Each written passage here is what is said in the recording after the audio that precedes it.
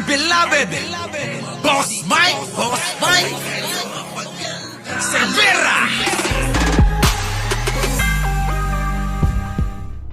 Sinampahan na reklamong acts of lasciviousness at rape by sexual assault ang Marikina 1st District Representative Marcelino Marcy Teodoro. Ito ay kinumpirma ng Department of Justice. Ayon kay DOJ spokesperson Jose Dominic Lavano IV, nagmula ang reklamo mula sa dalawang pulis na na-assign noon kay Teodoro bilang closed-in security.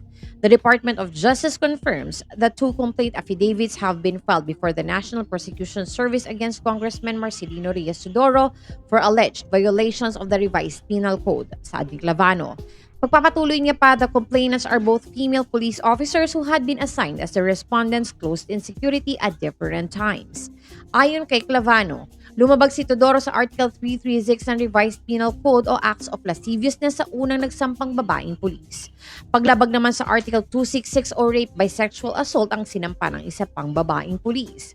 One alleged that during the early period of her assignment, the respondent committed acts punishable under Article 336 o Acts of Lasciviousness of the Revised Penal Code.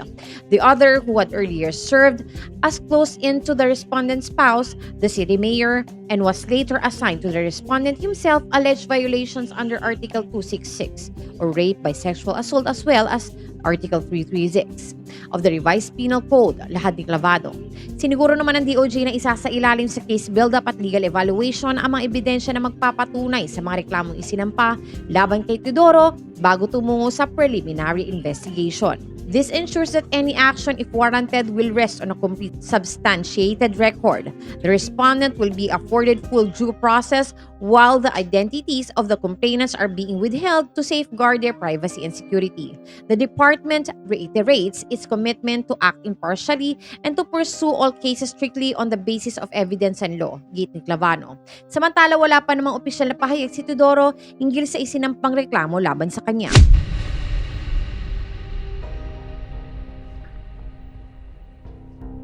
Sa ibang balita, 3 sexual complaints ang isinampa ng 2 babaeng pulis laban kay Marikina 1st District Representative Marcy Teodoro.